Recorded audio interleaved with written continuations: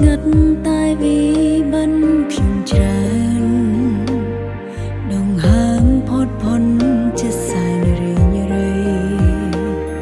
ចង់ធ្វើគូថ្លុំមិនចងចាំអ្វី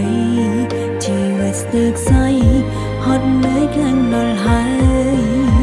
ចង់ដើរលេងឲ្យខកក្បាលស្រឡំមានរឿងច្រើនណាស់ដងមិនចេញឡើយចង់ស្រែកឲ្យខ្លាំងខ្លាំងក្រែងក្នុងទ្រង់ថោស្បើយពិភពលោកអើយចង់អៀសម្រាប់ខ្ញុំសូមមិនមុខ100សិនហើយចង់ទាញមកថយក្រោយទៅ10ឆ្នាំមុនមានសម្ពាធច្រើនណាស់ពេលខ្លាយជាមនុស្សធំចង់ដើរលេងមិនលំទុកសោកខ្វល់ខ្វាយ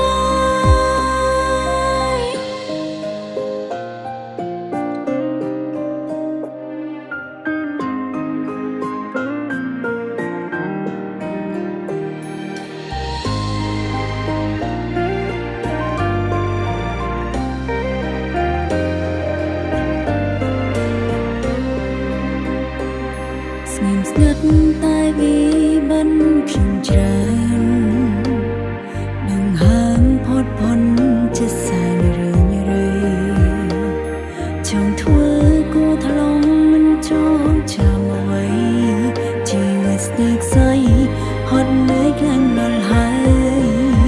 ចង់ដើរលេងឲ្យខកក្បាលស្រឡំមានរឿងច្រើនណាស់ដងមិន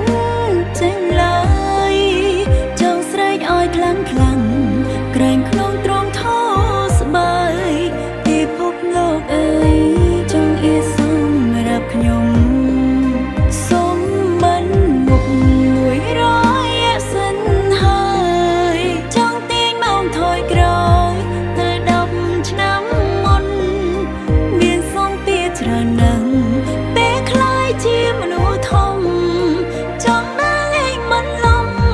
ទុកសោកខ្វល់ខ្វាយ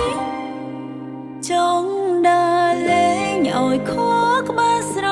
ឡំមានរឿងច្រើនណាស់ដងមិនចេញឡើយចង់ស្រែកឲ្យខ្លាំងខ្លាំងក្រែងក្នុងទ្រង់ថោស្បើយ